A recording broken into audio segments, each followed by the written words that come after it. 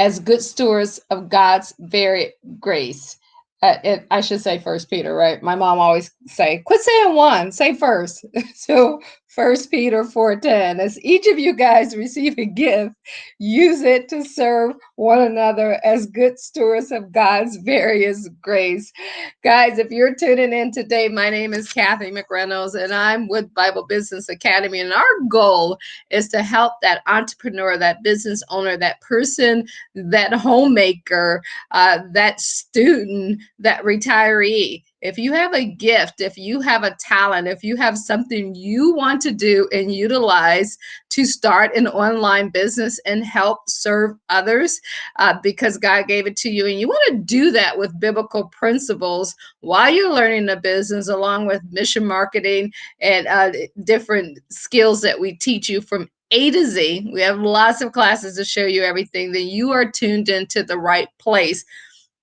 Tonight, we're going to show you how to take that gift, how to take that expertise and turn it into online business. So as you come on, do me a favor, as I'm going to do myself right now. If you want to go ahead and hit that share button. So I got my phone right here.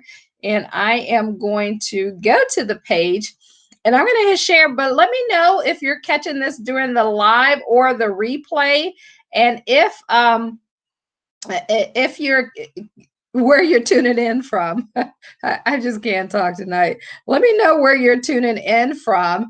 And if this is your first time tuning in to us, and if it's your first time, I want to welcome you out and say hello. Make sure you say hello back to us, guys. We're excited to be able to share with you guys today. Okay, so we got that in our group and we got that in our Bible Business Academy group. I'm going to go ahead and post that. I'm also going to share this to our personal page. So if you know somebody else who want to start a business and they want to be able to do that with biblical principles, do me a favor, go ahead and smash that share button so that we can help more people out there, guys. Tonight, I'm really excited about you guys getting a chance to see this, because so many people say, I don't know if I can, if I should have a business. I don't know if it's for me, or if I'm qualified, that imposter syndrome and all of those things. Those are all the things that people talk about when it comes to starting a business, and they don't get started because they're afraid.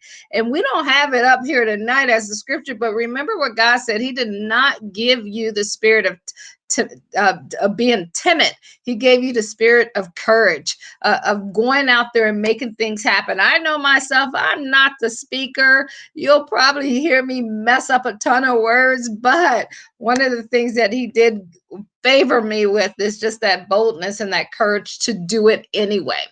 And we want to show you how to get your business online, start it up and running. So what we're going to do, guys, is I'm going to take myself out. We're going to go ahead and show you all the principles you need to know in order to unlock your gift, your talent, and know that you are worthy, you're capable, and that you can do this. And I appreciate you guys tuning in. So let me go ahead and get rid of me, and let's get this party started so you guys can see how to change your life and how to help others along the way. All right, let's go. Let's see this. It's not about you. It's about the people that you will serve. And as in Colossians 3:23, when they say work willingly at whatever you do, as though you are working for the Lord rather than people.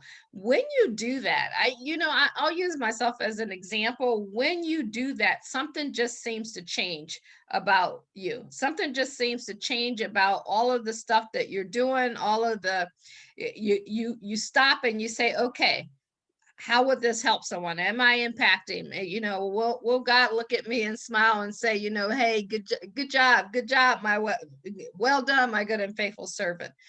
If you can focus on things like that, and if you can make that happen, life will be so much better. So here's what we do. Bible Business Academy reveals success secrets from the Bible and proposes a new way to view and approach success. one based upon key concepts from the Bible that are actually surprisingly simple. A lot of people think it's complicated, but it really, really is simple. And that's what we share with you of how to make that happen. Now, what we do, what you have to do, it may be challenging, especially if you've never done it before, but the actual concepts of what we do and what you do are very, very simple. This webinar is especially for those seeking success in the realms of business and spirituality. It encourages you to realize the common mistakes made and how to come to terms with them and turn those mistakes into future victories. So if you're looking for some future victories and you're in the chat, just go ahead and put yes, amen, whatever you want to put in there. Let me know that that's something that you're looking for. Bible Business Academy is filled with solid advice for improved finances, spirituality, and peace. You'll discover a practical approach that aims to change not just the minds, but the actions. See, be ye transformed by the renewing of your mind so that your actions can change. But the actions of current and aspiring entrepreneurs, coaches, teachers, preachers, business owners, anybody with a self-evident and a persuasive path, you want to do something, you want to go somewhere, you just need help getting there. That's what we're here for. So the very first thing that you want to do, guys, is you want to be preparing in faith for a new business. And what does that mean? I'll tell you the story of Georgia. You may be like her. She's been creating Bible resources for her Sunday school for years. She loved getting to design the beautiful study pages. That was exciting to her. And when the women's ministry leaders saw her work, she encouraged Georgia to begin selling her creations on Etsy as digital products. Now, think about that. Some of you are probably like Georgia out there. Maybe you've been baking cakes, or maybe you've been teaching or counseling or helping someone, and someone says to you, you should sell that. Like, this is really, really good. So if that's you, then pay attention here. Georgia did some reading about Etsy and how it worked, and she prayerfully decided to give it a try. And so you notice what she did. The same thing Nehemiah did. Whenever you're looking at doing something, make sure you start it in prayer. And to her surprise, when she did that, she received her first sale within just a few hours of uploading a collection of worksheets. A funny story I always tell everyone: when I first got started in the online industry, I took a 30-day class. I'd been an entrepreneur for about 25 years. And prior to that, I had, my line was, I am high touch, not high tech. So it was around day 27, and they said, you should start making money. And I'm like, what? This is not making sense. How am I going to make money? And so I went back through all of my material. That night I worked about 20 hours. The next day, I literally pulled a 24-hour. About 10 o'clock, the final day on the 30th, I got done, went upstairs, took a shower, came back downstairs, and had $350 in my account. And I think my program at that time was like $27 or $37. So I was super excited because every sale that I had made prior to that, I was sitting, as we say, kneecap to kneecap, belly button to belly button to someone. So to be able to make a sale without being there, and to have it happen online, I was like, I am all in on this, because all I saw was the ability to impact more people without me being present on that. So here's what happened with Georgia. When she made those sales, what she did was upload more of her digital products, because if it worked, you keep doing it, right? And filling her shop with resources for those in the women's ministry. She started making good money, and 2 months later, when her husband lost her job, they were still able to pay the bills thanks to her business. So guys, you can start a business out part-time. You can start it by accident. You never know how God's going to send that to you. So just remain open. Looking back, Georgia sees God's provision through the ministry through the ministry suggestions. Few things are scarier. I get it. It's scarier than starting a new business. And even though you're going through biblical principles of doing that, we're all at a different stage. So it could be scary to get something started. Many business owners do fail within their first 3 years of business, and startlingly, a high number experience debt and bankruptcy. And that's not something we want you to have. So we teach you, because the Bible talks so much about not getting in debt, not being in debt. So we want to show you how to build a business without that happening. But before we even get there, we want to talk to you about the mindset and how to prepare for a new business. But just as God led the Israelites through the wilderness, he can lead you through starting a new business venture. I think this will be a lot easier. Here are 4 signs that God is calling you to a new business. Sign number 1, you can get the idea out of your head. In the chat, let me know what business ideas or what you keep thinking about, what's in your head. Like, what is it that you keep thinking about that you're like, man, I can't get this out of my head. I want to do this. Or you've been thinking about it for years, or you get all of these different ideas in your head and you're like, I don't know which one to go with.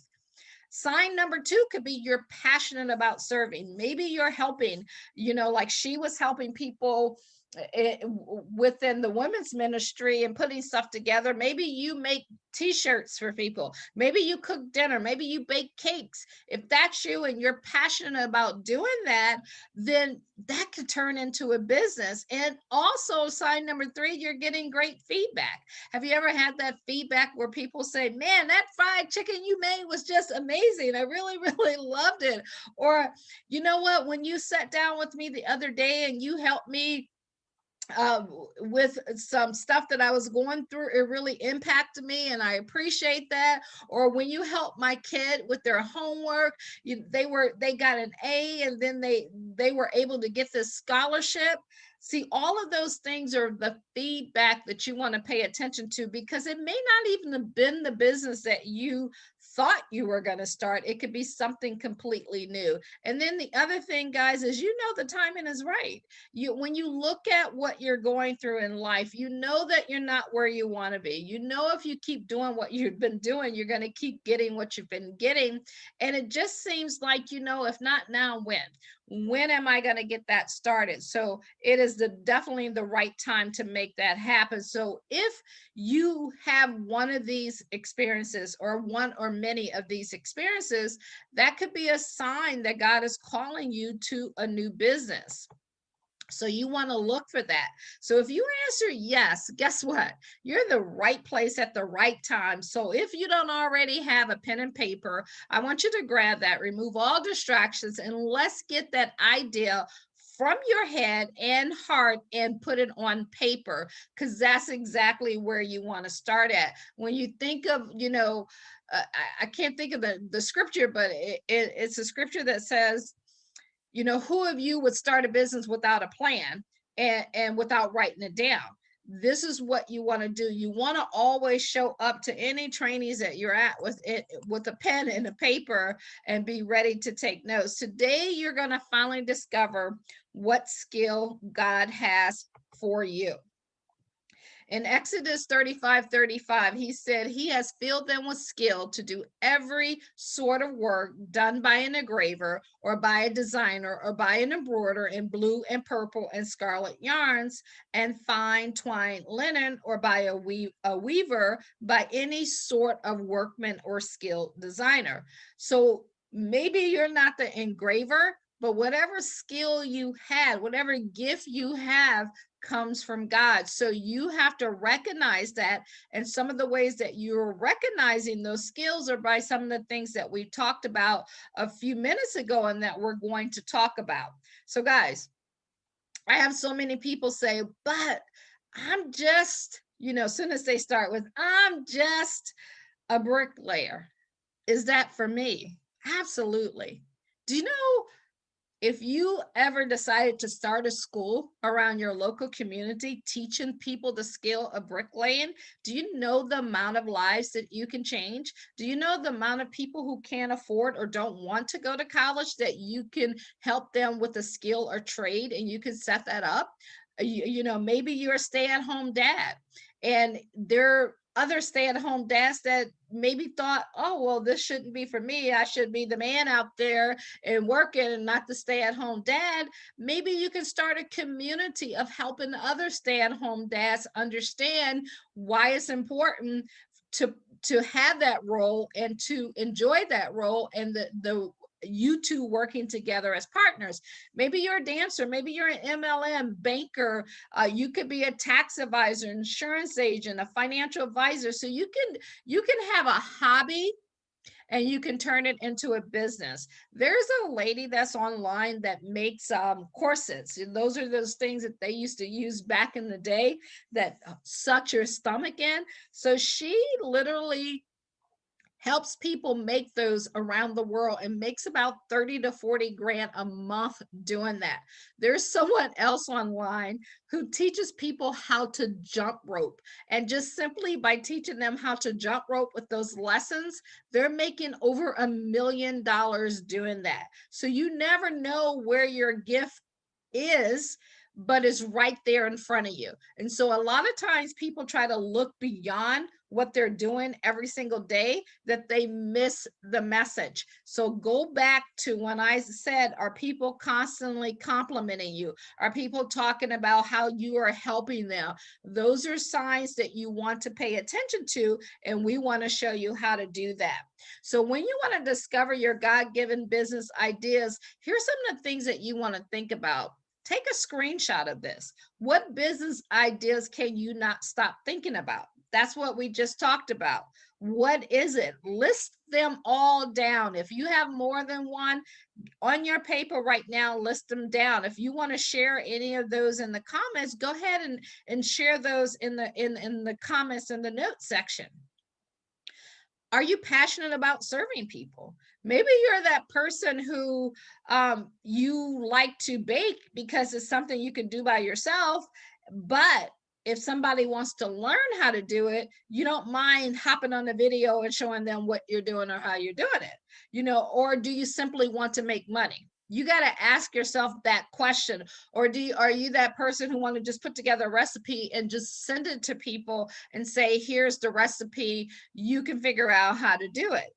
You have to be honest with you, know where you're at, know who you are, so that you can create the best business for yourself. Number 3, have you been sharing your creations with family and friends? How often do they see what you do? If they're looking for, that handyman in the area, in the neighborhood, are they calling on you?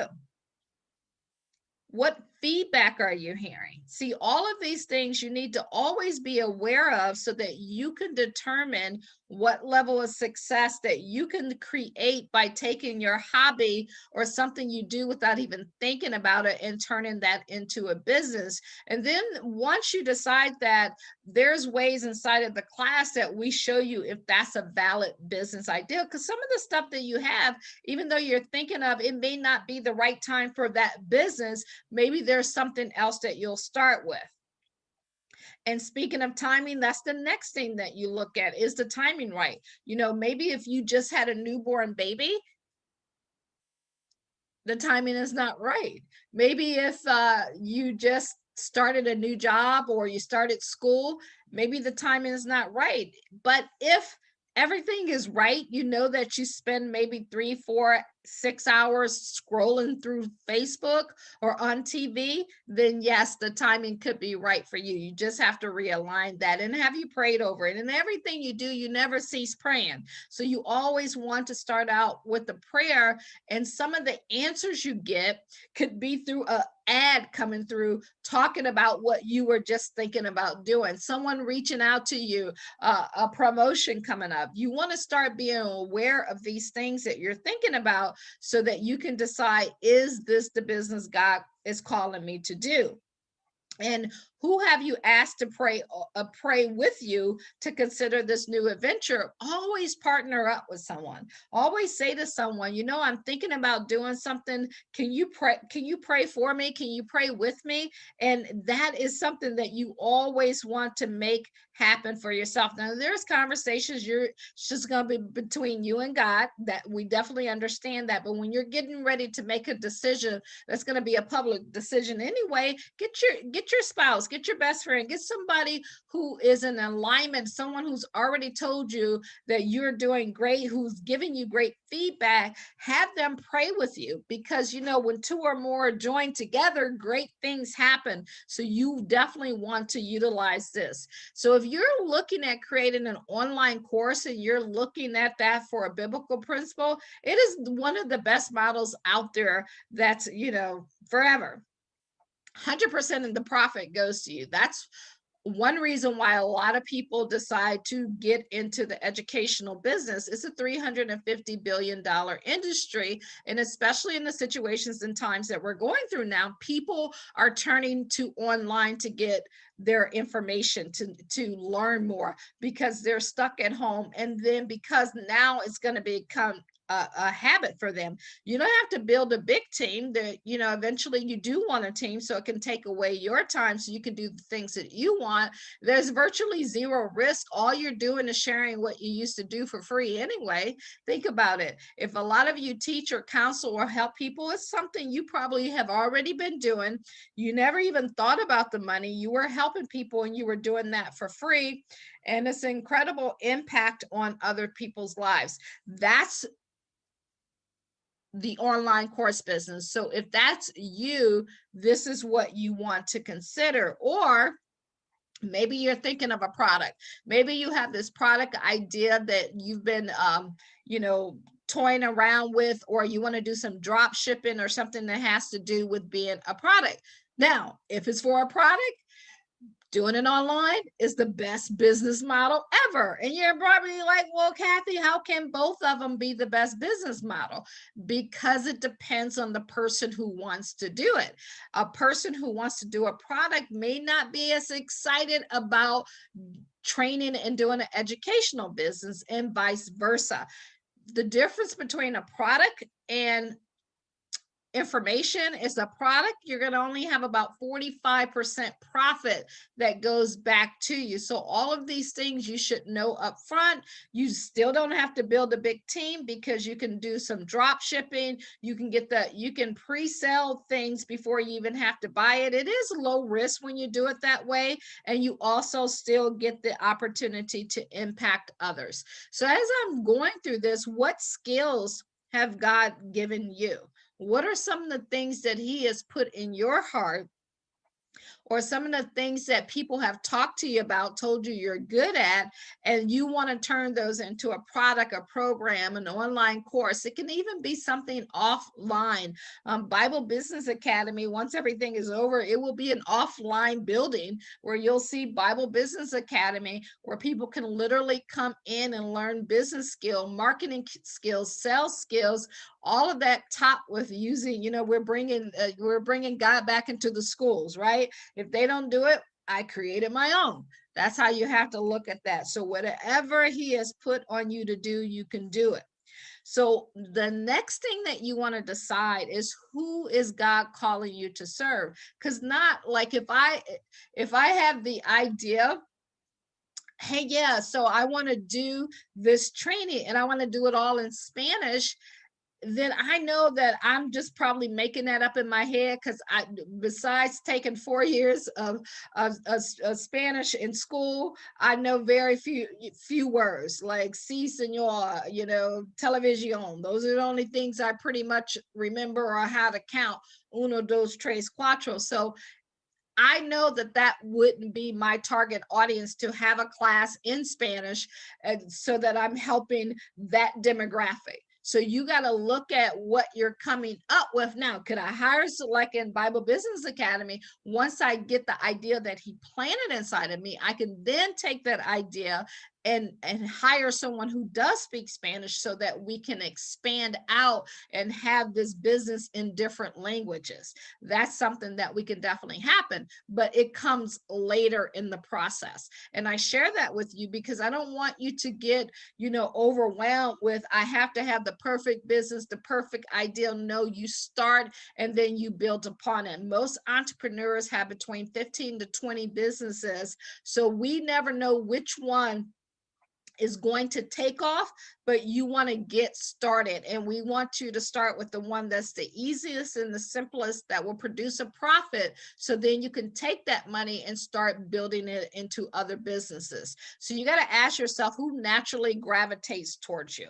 Is it young people, old people, rich people, poor people, men, women? Like who naturally gravitates towards you? We never say, discriminate, but when you're choosing your audience, that is the time to be very specific about an audience that you're going to serve, because the way you speak to them, the message, even think about how Jesus spoke to people when he was delivering his message to people. He would and his disciples said, teacher, why do you say different things to the crowd than you say to us? And he went to explain, because the knowledge that you have is completely different from the knowledge that they have. So I have to speak to them in general terms, and I have to speak to you a different way. This is why if you're helping young teens,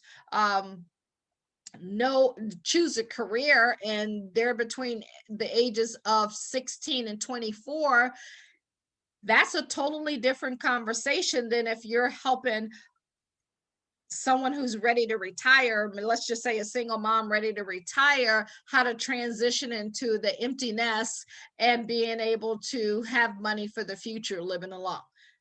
Two totally different conversations, two totally different niches. So you want to know who is gravitating towards you. And also you want to understand you may see overlap. So like the overlap that you may see in that, we call it the 80-20 rule. You pick 80% of your people may fit into your ideal market and your ideal business and what you do. And then that 20% are people who are just going to come anyway. They just want to see it. And maybe because it wasn't for them, but I know a guy, I'll give you an example. I know a guy who does online coaching, and he always uses like sports and fights and just masculine stuff to advertise. Well, it was something that because I love sports, so that attracted me, but the majority of his people were all men. So that's an overlap.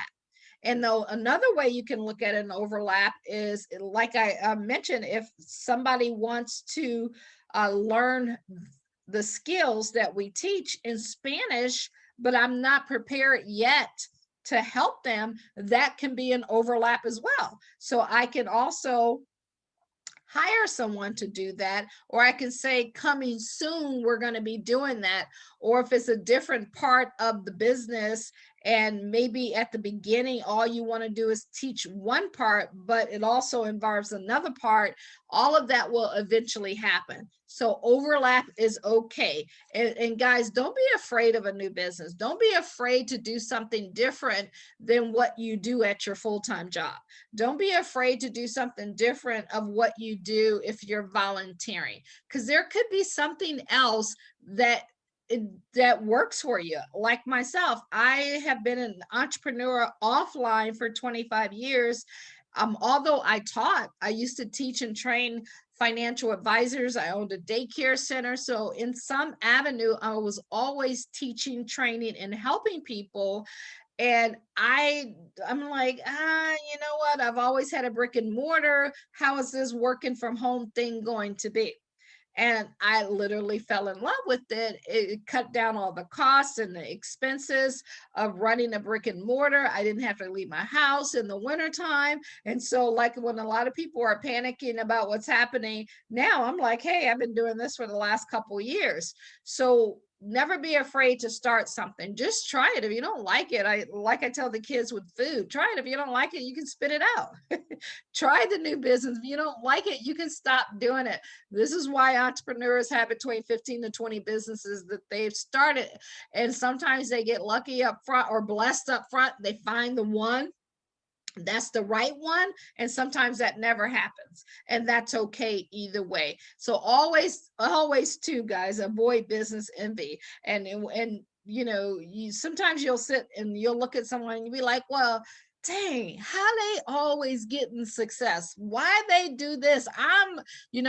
That's probably why, because you're worried about what they're doing instead of worrying about what you're doing. What's for you is for you.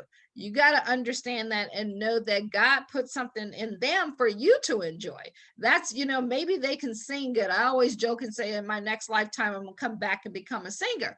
Well, that's not a gift that he gave me, if you guys have ever heard me singing, but he gave other people that gift so that I can have enjoyment from it. So you want to change the way you think about things. Instead of thinking like, why don't I have what they have? You want to say, man, isn't that a blessing that God chose them to do this? And he thought even enough of me that I can enjoy it. So that's how you have to look at it. If they have a business that's successful, you can say, man, that's so exciting that somebody lived out their dreams and that they're doing what they're doing. Maybe I can go to them and get some tips. Successful people don't mind sharing tips. So avoid business envy. It will stop you from moving forward.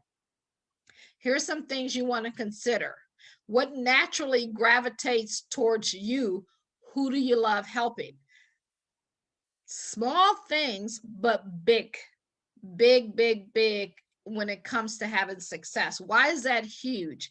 Because when you find out what's gravitating towards you and how do you love helping people, you will work to serve, you will work to solve problems instead of working to get a paycheck.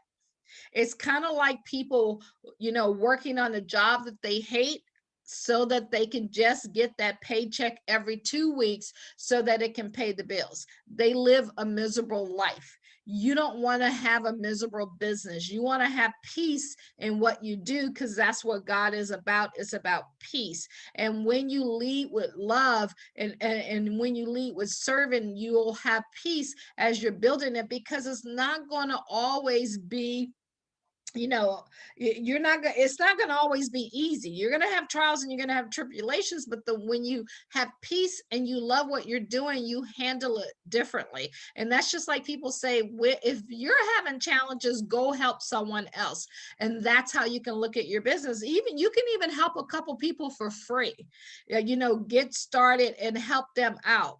Number 2, do you see potential overlap in your tribe? Could you see yourself serving more than one audience? We just talked about that.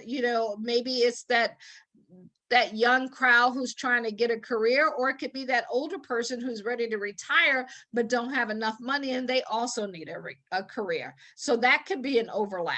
Have you ever been called to serve another business owner? Has anyone, like, I know I just reached out to someone yesterday, I believe it was, because I knew that they had they worked for a company and they did their training program. And so I want to take all of our trainings and have someone professionally go through and put them all together and, fix up my language in there. And so I'm either going to have them doing it. I'm interviewing a couple people so that, so when you're looking at other business owner, maybe someone will call you. I just got off a long training that I was on today. It was about 8-9 hours where I'm learning more stuff so that I can help some more people. So, because you always want to be a student. And when you're called to do something, I had a friend who just opened up an auto mechanic business in the car wash. And he asked me to help with their marketing. So those are things that people will start calling and asking you questions about. My nephew just texted me today. Well, he called when I was about to start this and say, hey, I got a business idea. Like, I'm always getting those phone calls. Hey, I got this business idea. Hey, I was thinking about this. Hey, can you help me with this? That's what you want to look for. That's when you know you have a niche. And if you were ever tempted to envy another business owner, stop it and stop it now. But ask yourself, what prompted that emotion?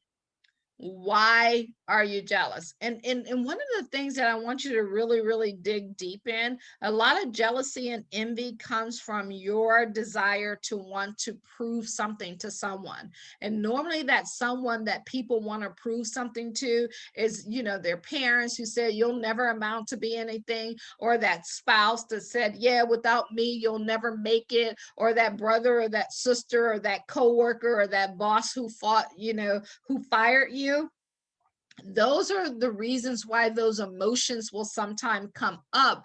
But I want you to be aware of that. I want you to be aware of that emotion and that feeling and acknowledge it. And then just simply pray and say, okay, God, take this out of me, because I don't want to have jealousy and envy in me. I want to celebrate. I want to celebrate other people, because I know that what you have for me and the path that you have for me, you already had that, and it has nothing to do with that. And you can't bring blessings into your life with having that type of envy in you. So when you're looking at what you want to do, again, I'm going to ask you, where are you gifted at? Can you sing? Can you bake a cake? Can you do great jump roping? Are you amazing at cleaning a house? Are you amazing at teaching people? Who's been complimenting you? Get a notebook and start writing these things down. You can even ask a bunch of your friends or family members, hey, I'm thinking about starting a new business. What do you think I'm good at?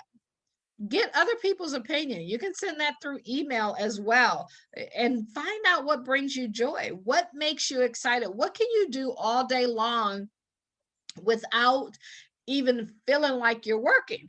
As I was sitting here in my training today, because I'm sitting down, I do trainings and I go to seminars. I've been doing that for literally about 25-30 years. So I love learning, but I love teaching even more, because I found myself, like twitching, because I'm not used to just sitting there taking in, even though I love doing that. But when I'm teaching, I'm training, and I'm helping someone, or I'm studying, I'm reading, and I'm putting together stuff so that I can help people, it brings me joy. It brings me excitement. So you got to figure out, what is it that brings you excitement? What is it that brings you joy? And what have you done in the past that you're just so excited about? I was listening to, I think it was Joyce Myers, and she was talking about, one of her friends said to her, oh, don't you just love cooking? Don't you just love cleaning? She's like, no, I love somebody cooking for me, and I love somebody cleaning for me. But that friend loved doing that. That wasn't something she loved doing. So you got to look at, what is it that you love doing, and how often can you get that done, and can you turn that into a business? So just remember this: you're special.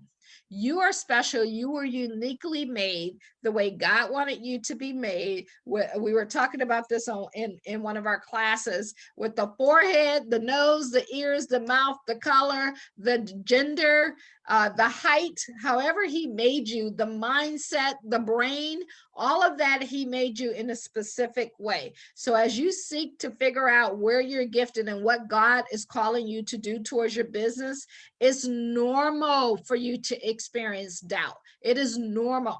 Okay, the devil's always looking there to see and let me put doubt in you. And you just got to learn to say, get behind me. Like, I'm not going to let you put doubt in me when I know that that's not what God wants me to have. And that's what I call those faithformations. If you have, that's an affirmation, but it's a scripture, it's a faithformation. Have those with you at all times that you utilize. I say them every morning, every night, throughout the day. It's always constantly constantly in my head anytime a doubt comes in. And no matter where you're at, you're always going to have that, but they don't have to stay there. You can have that thought, but you don't have to keep that thought.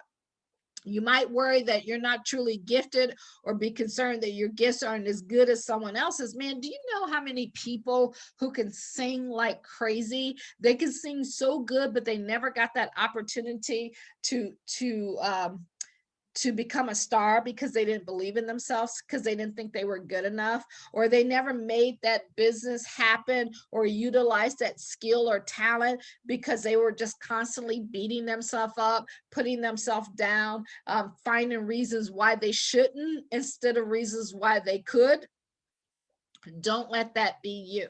That is the exact opposite of what God is saying to you. You know, through him, all things are possible, but it starts with faith.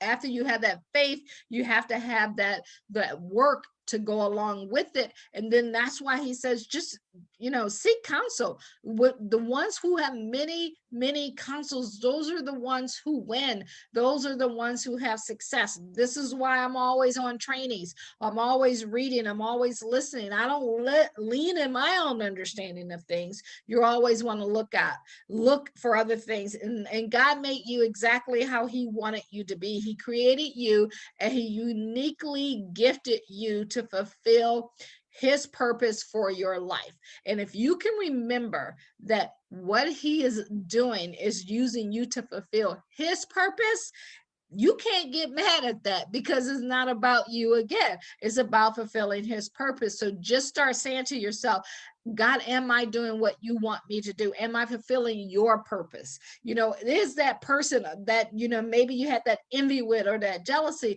they're fulfilling your purpose. And so how amazing is that? So, you know, in Psalms 139, here's what David proclaimed. He said, for you created my inmost being. You knit me together in my mother's womb. I praise you because I am fearfully and wonderfully made.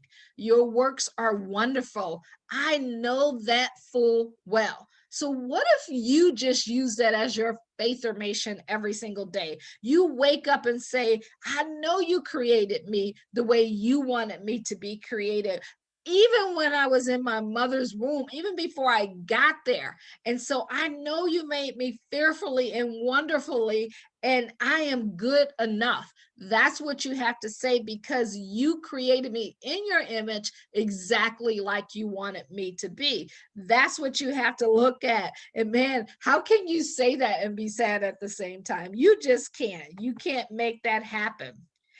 So let me ask you this. How would you answer these questions? Knowing what we just talked about, knowing that you have good gifts inside of you, how would you answer these questions? Where are you gifted?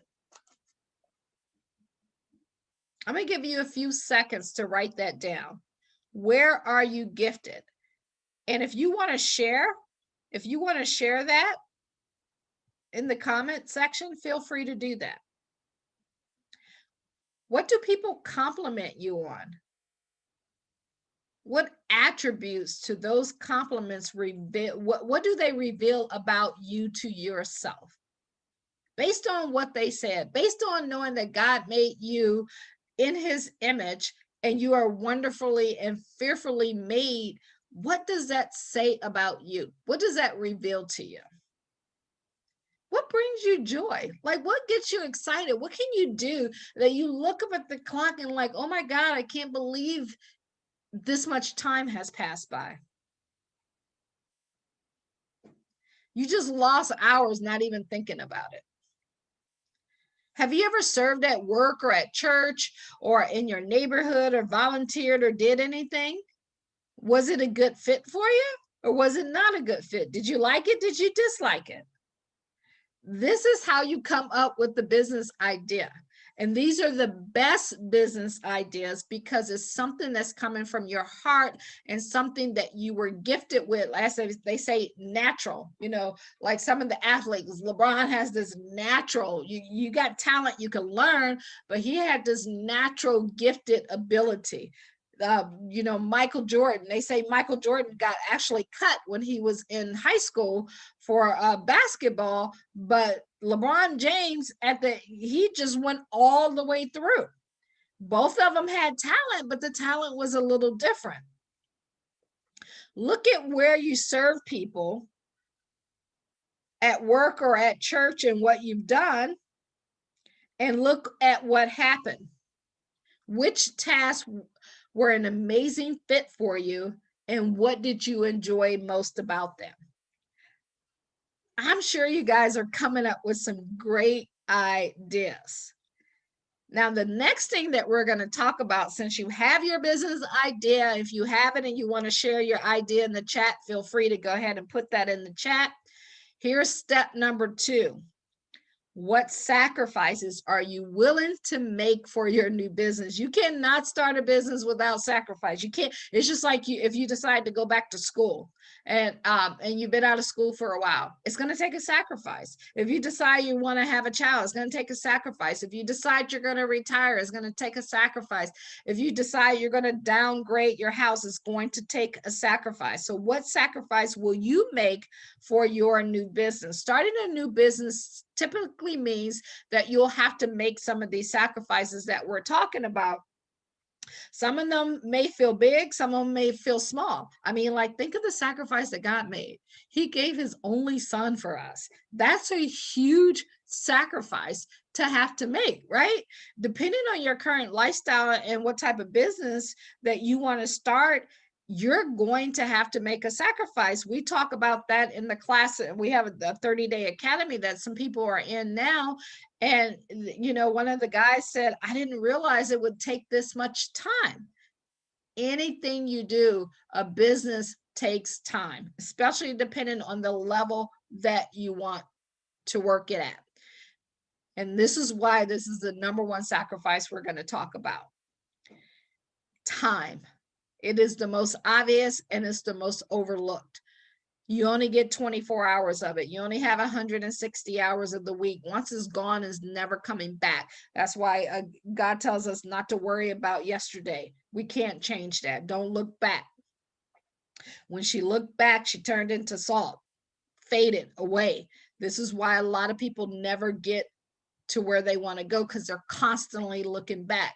They're constantly talking about what happened in high school, or they're constantly talking about the success that they used to have, or the business that they used to have, or the person that they used to be, or how much they used to weigh. Anytime you feel yourself saying that I used to, that means that you're not utilizing the time that you currently have. These are signs that you are allowing life to take control of you instead of you taking control and doing what God called you to do. Yes, you will need to create more of it time in your schedule. So that means that you want to sit down. We have an accountability sheet that will help you block out. I call it time blocking by each, 6 to 9, 9 to noon, 12 to 1, 3 to 6, 6 to 9 again. And then 9 to midnight, you can block out each of those 3 hours and you pre-plan this. This is what high performers do. This is what successful people do. You don't leave anything to chance. Now you have faith in it, but just like the word says, faith without works is dead. You show me someone who says they have faith, and I'll show you my works by my faith. So part of that is planning, making sure you have the right time. And whenever you're planning, you don't just want to just put a bunch of stuff on your planner. On our accountability sheet, I give you 3. And then of the 3, I say, which one must you get done today? And then you set your schedule for that day. As I'm running my businesses, I have a schedule. Just like if I was working a job, I have a time I start and a time I end. Maybe there's a few times that I'll need to put in overtime because I have a project that's due that I need to get done. But for the most part, I follow my schedule and I get done what I need to get done. And I take what's most important and I put it at the beginning of the day and I get it done, because life happens. You never know what might come up. So that's what you want to do as well. And instead of when you rank your priorities and you're looking at that, you want to remove priorities that don't rank as high as the ones that you need to do in order to help you to grow your business. That's why we always say, what's the one thing? What's the one thing? If you even do this, if you get in the habit of writing down 3 things every single night before you go to bed, and then in the morning when you wake up and you look at that and you say, what's the one thing of this list of 3 must I get done? And if you find yourself constantly moving things to the next day, then ask yourself, is that thing really important? Because what happens when you start doing that, you start to think, oh man, I can't get nothing done. Nothing is ever working out for me. And it's not that, it's just that you're not prioritizing the most important things that you must do next. So let me give you Cheryl's example. Cheryl looked over her daily schedule. She had typical things on there like her morning run, prayer time with her husband, work projects, household chores, and even cuddle time with the kids. She knew her top priority. See, her top priority was her husband and her kids. That means and this means that our prayer time with him and even cuddling with the kids is non-negotiable. You must have non-negotiable times. My mom is 86 years of age, and she loves to shop on Fridays. Every Friday around 12 o'clock, I go pick her up. So between 12 to 6, that time is non-negotiable. I can't see anyone do anything because it's non-negotiable. Why? It's something that's important to me to make sure that I give her that time that she needs, take her to do what she wants to do so that I can spend, I literally go shopping with her. They go in the store. Most of the time I'm in the car, but it's just the ride there, the ride back. We stop, we get ice cream, we laugh, we have fun. I talk about them being in the store all the time and they talk about me working all the time. So it all works out together. What's non-negotiable in your life? But there are a couple of work projects that she could ask for an extension on. There's certain things that she knows is not as important as other things.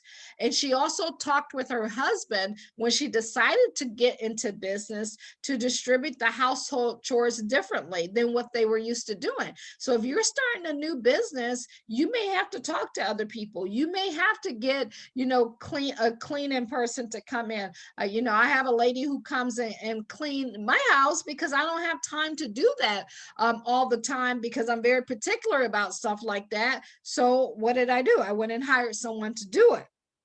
So what he did is he handled those during the weeknights so that she can work on her business while she would tackle them on the weekends. And like Cheryl, you probably need to work with your spouse, your family members to make sure all the important things still get done. See, things still need to get done when you pre-plan. Some people say, I remember a couple people building a business and they're like, I can't build business and do the dishes at the same time.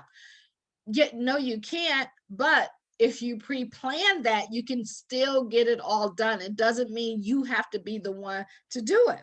So remember that when you're starting your business, take that time to thank also the people who are serving you and helping you to realize this dream. Sometimes we can take that for granted, even the smallest things. Maybe you get home from work, from your business, or you've been working all day. They bring the plate to you, they draw your water, or they rub your feet. I don't care what it is, just say thank you. Get in the habit of saying thank you. If someone picks up your kids or whatever they do, just always constantly give thanks out there to people who help you to realize your dream. Something that's overlooked by a lot of people, but very, very important. The next sacrifice is money. Some businesses require investments to get started. Some you don't have to have investments. And that's especially true for online businesses where you may only need a domain in the early stages of building your business. However, some require a substantial investment. If you have a spouse, you want to make sure you talk this over with them before you move forward. Treat your spouse like you would an investor. That's a big mistake that most people make. They have, honey, I'm going to do this. Here, we're going to get rich this time. And then they're like, yeah, here we go again. What are you going to do? You're going to spend all of our money. Instead of going to them like an investor and literally presenting the idea to them. So instead of telling them what's going to happen, present it as if they're an investor. Focus on showing them the benefits of your business and be realistic about the cost that's involved. That would be no different than you guys making a decision on where you're going to live at. Or what you're going to buy or what car you're going to buy. You have to make those type of decisions, not off of emotions, but off of concrete facts. And that's how you should look at your business as well when you're looking to start one or grow one. Your spouse may pepper you with questions. They may ask you a ton of questions, and don't get defensive about that. They're supposed to ask you a question. Imagine you go to the banker or the investor and you're like, hey, I want to start this business, and they ask you questions. You wouldn't get mad at them. Why are you asking me all these questions? I told you I want to do that. You never believe in me. All of these emotions start coming out. No, they have legitimate questions. So you, as that business owner, remove your emotions and sit down and literally start answering those questions and be prepared and ready for them to come to you. And you may even resent some of them. You know, is this making sense? Has anybody had anybody who just start asking them a whole bunch of questions and you like, why are you asking me all these questions? And you start thinking, why are you thinking that? Because you don't believe in me? You don't think it's right for me? No, because they just want to know. They don't know what you know. So don't assume something. You want to ask them. And realize that they might even just be trying to be supportive, and they don't know. They have to ask questions in order to make that happen. Whenever we're selling something or I'm teaching salespeople, I always say be a consultant. And so when you're going to your spouse or your partner or your family members, you want to remember that that's a consulting time. You want to be the doctor who asks a ton of questions, or the intake person who asks a ton of questions, and know that that's what the people that you're about to share your dream, your vision, because that wasn't given to them, it was given to you. So God didn't put, maybe he may even confuse their mind so that they will ask you a bunch of questions to see if you're ready. Because maybe you'll fly off the hook and be like, and it's like, no, you ain't ready yet. We got to get you, we got to take you through some more stuff. Just work together so that you guys can come up with a plan B, a plan A, and so that everybody feels comfortable. A lot of people don't do this, and this is why a lot of businesses fail as well, because partners don't work together. So when you have a partner or you have someone that's helping you, or maybe you're single or you got a roommate or whatever the case is, conversate with people, have conversations. In the book of Ecclesiastic 4:9, it explains the value of partnership. Two are better than one. This is not only because two people are more productive as a team, even, when Adam was here, God was like, hey, I need to get you a partner. And he put Eve out here, but also because someone is there to help during troubled times. Someone is also there to help you during the exciting times. For if one fall, then the other one can be there to lift you up. But if you didn't go into this the right way in the beginning, how can you get that help and support? Because you went into it like, this is my idea. I don't care if you want it or not. I'm going to do it the way I want to do it. And you never want to do anything. All of that does is cause confusion. And we know God is not the author of confusion. Here is sacrifice number 3, guys. Pride. Pride comes before what? It comes before what? It comes before the fall. When it comes to starting a business, there's probably a lot you don't know. And yeah, you may be skilled. Yes, you may understand how to do the task that you've been doing without even thinking about it. But when it comes to running a business, do you understand bookkeeping? Do you understand the local business laws and permits? Do you know how to protect your business with the right insurance? Do you know how to get customers on demand? Do you know how to build sales and marketing funnels? Do you know how to create a funnel in a website, or run ads, or do follow-up campaigns, or back-end systems, or make it all work together? There's a lot of things that people don't think about. I hear that all the time in our class, like, man, I never even thought that I even needed to think about that. This is why you want to relax and always be open to receive and always be open to learn. A new business is very humbling. It can be a humbling experience. And often Christian entrepreneurs and just people in general, they jump into business because they're excited and they don't realize all the stuff that's required to start a business. And when they start to realize the sacrifices, the time, the pride, the money, and all of that that's involved, they're like, man, this is way too much. I can't even do this. And we want to help you not get there. When you're feeling that way, because hey, he ain't done with us yet, right? There's always room for growth. Ask him for wisdom and discernment at that time. Once you do that, bring in people who can help you achieve the goals for your business.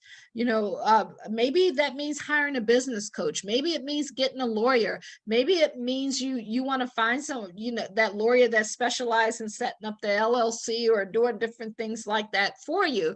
Or you need someone to help you with marketing and with sales. Don't be afraid to reach out and to get others involved. That's one of the biggest challenges that a lot of people face, especially during now times. They think because they ask for help is a sign of weakness. They got to be like, it's like asking for that direction, right? Or they're like, I know how to get there. Like, that's just pride. That's just, it just doesn't make sense not to get help and get there and get it done quicker.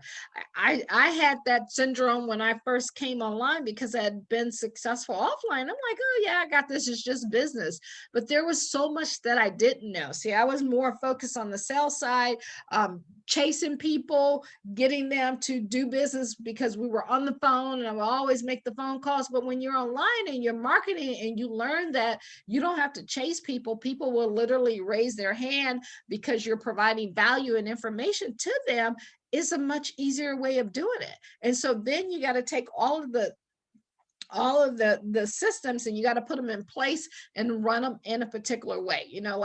There's a way to do things. And that's why you want to, if you want to grow your business and you want to grow in leaps and bounds, you got to invite other people into your ecosystem and to your business so that you can get the help that you need so that you can get it done quicker. And the other thing you got to do is sacrifice. Sacrifice can be a good thing. Every new adventure requires sacrifice. If you're looking to lose weight, you got to sacrifice the food that you normally eat. You got to sacrifice the TV and you got to go work out. Everything you do requires sacrifice. And if you think your sacrifice is too much, just ask yourself, what did God sacrifice? So if you think you can top that, then you can say something. But if you can't, then you got to realize, okay, I don't have to give up a child. I don't have to give up someone I love. I just got to give up something that my flesh is telling me that I need. Some of these sacrifices may be easy to spot and easy to give up, but some of them may not be so simple. Some of them could be something as your way or the highway. Some can be as, I'm used to doing things this way. Well, I've always done it this way. Well, I've always operated like this. These are the things that we're talking about today that stop people from winning. So I know this is probably different than what you're accustomed to when you're tuning into a training about getting a business started, but what I'm sharing with you today will make you or break you when it comes to business. And we want you to win. We want you to have success. It says in these moments, it can be helpful to remember that God has called you to this business. We just determined that. He has gifted you with the abilities to do it, and he will strengthen you along the way. That's why it's important for you to sit down and really self-examine and figure out, Are you walking in your calling? Are you doing things that you love to do? Is there joy when you're doing it? Does it make you feel good? All of these things will let you know that this is something that's for you. I didn't say it was going to be easy, because he wouldn't say that he will strengthen you along the way. If it was all going to be easy, there would be no reason to strengthen you. So you're going to go through things. You're going to be disappointment. You're going to have setbacks. You're going to have things not go the way you want them to go. But how do you handle it when you're in that situation? And that's when you want to call on God to strengthen you. Take heart from Paul's words in Philippians 4:13. I can do all things through Christ who strengthened me. So when you're feeling weak, when you're feeling like you can't go, when you got to pay that last bill, or the money is low and the time isn't there, and the understanding on your spouse side because your walk is not the same, or your friends or your family, just go to him. He will strengthen you through this. So here's something else you want to consider. What do you have on your to-do list? We're recapping. What are your non-negotiable priorities? Do you need to invest in your business? Is that something that you're going to have to do? Have you brought your spouse on board with your new business, or your partner, or your family or friends, or people who need to be a part of this? What new things are you learning in your business? Keep a journal of these things. What didn't you know when you started that you now know that you need a checklist of, because you're going to eventually have to get better at these things, or hire someone who is better at them than you are. These are all the things that you want to consider and write down, and just ask yourself, why are you starting this business? As you begin your business, it's easy to let the excitement carry you until, like, I can do anything, like you're floating until something happens. It's still new, and everything feels like a great adventure in the beginning. It's fun, like if you're picking out the colors of your website and you're decorating, or you're decorating your office, or you're decorating your business. I remember when we were putting together so many different offices. That was the easy part. When we opened up our daycare center, that was the easy part. Going and buying stuff, picking it out, setting it all up. That's always the easy part. It's the easy part going to pick out that car, picking the color that you want, or picking that outfit. Like everything that you pick out, you choose, you put together, that can be the easy part.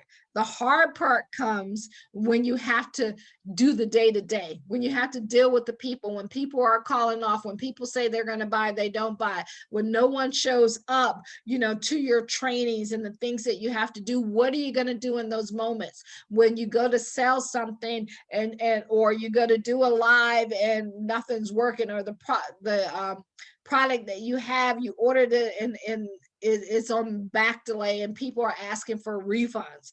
See, that's where a business comes in at. It's not just setting it up, getting a pretty display, but it's all that stuff behind that gets people out.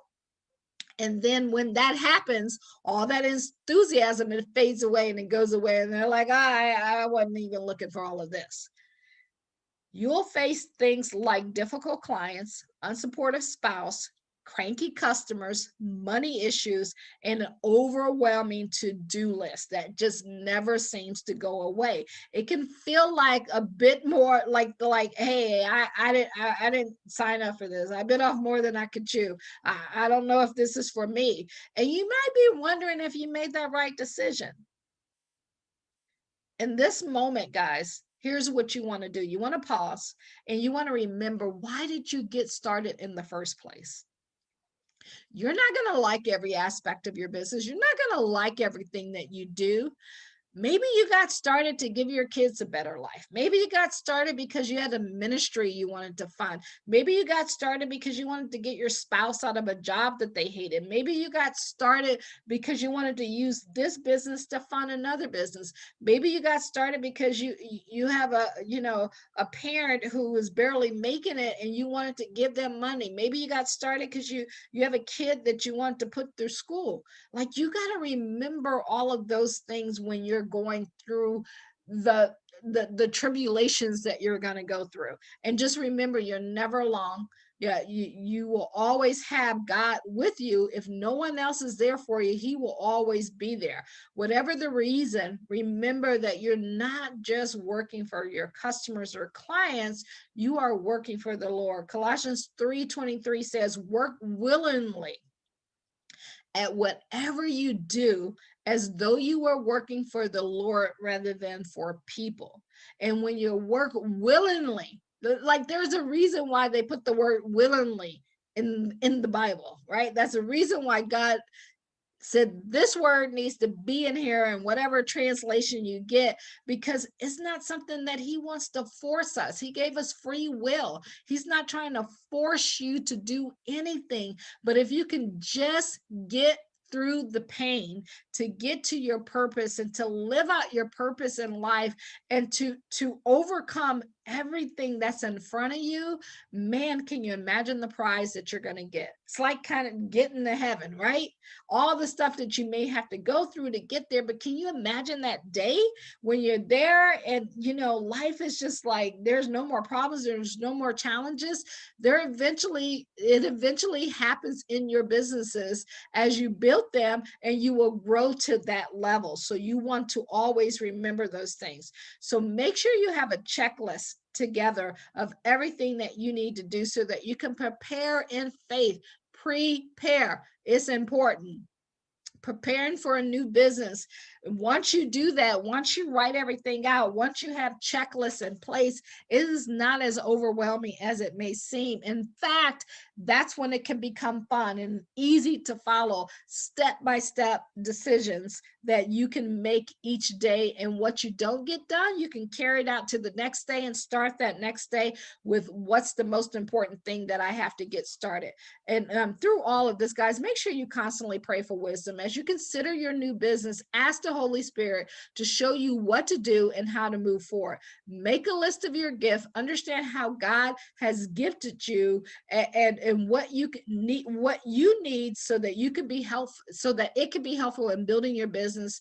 Think about your why. Constantly keep your why on your mind. Why is this business dear to your heart? What about it excites you? Define your sweet spot. Know what you love to do. Know why you love to do that. And this is the area where the people that you're serving and the people that you're helping, they will function best. You will literally help them. I remember when I first got started online, and they told me I had to go live. I didn't want to go live. I'm not a speaker. It wasn't comfortable for me. As a matter of fact, on my very first one, I was so nervous. Tears were coming out of my eyes because I was like just nervous. Same thing when I spoke on stage. But after I started doing it every single day, I don't even think about it anymore. And I love doing it because people say, hey, that live that you did, it helped me with this.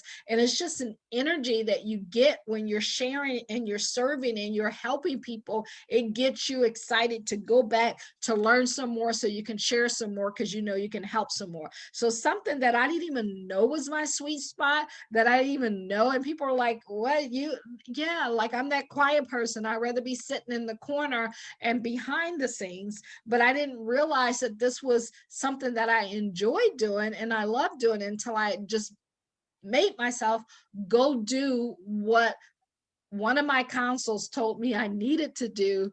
And had I not listened and been obedient, it would have never gotten me to where I'm at today. Consider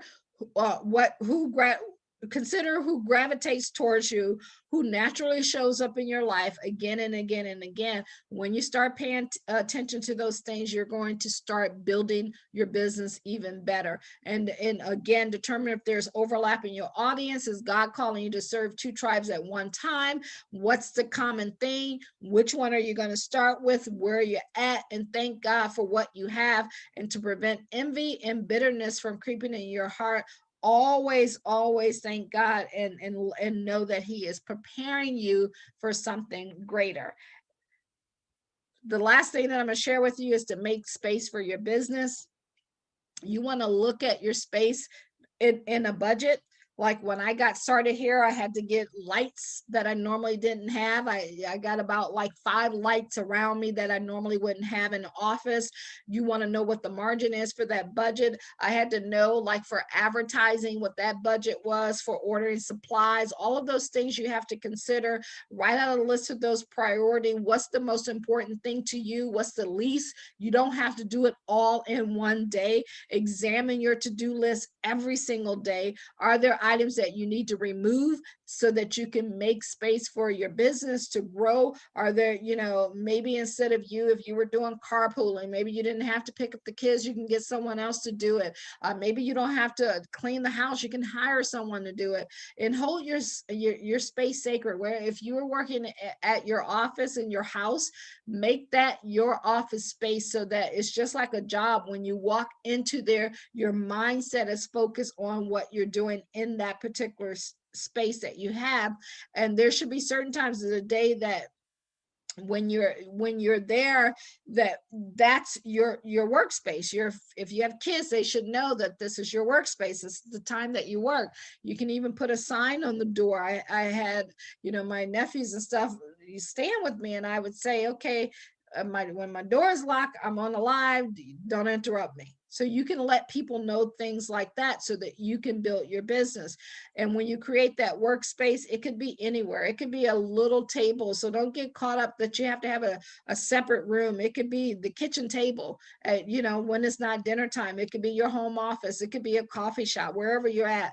Just create that workspace, put your hours down that you're going to work, and schedule it so that it becomes a habit, and focus on showing up during those times. But be realistic about the expectations you have, and be willing to adjust along the way.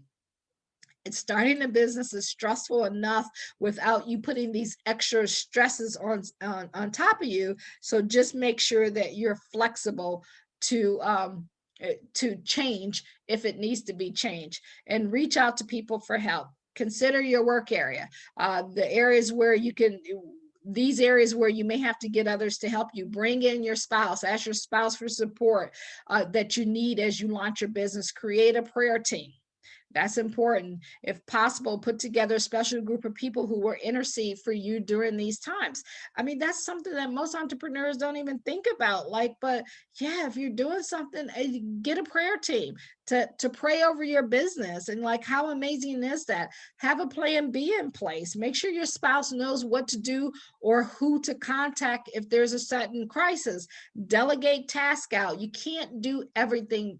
Realize this. You can't, and you don't want to do everything. Get good at one thing. Get good at one thing, making that happen. Hire everything else out. Especially when you're starting a new business. A lot of people oh yeah, see, they're the master. How does that saying go? They know how to do everything, but they don't know how to do anything. You don't want to be that person. You want to make successful people focus on one thing until they get it done. What's the most important thing that you need to do in your business? When it comes to online marketing and sales, is the most important thing. So I can, hire out a bunch of other things that I don't have to do, but marketing and sales is something that I know as a business owner with the goals that I have is something that I must do. I have to be doing that constantly every single day, and put together that budget, and know, even if you can't afford to hire the people, just keep making notes about things you don't like doing. You need to hire someone to do that. You can get people, hire people all around the world for $3-5 an hour, or you can hire someone locally, or you can get people to volunteer. People who are new in their field and they want to learn, they don't mind help you. They'll work for free. It's just like an internship.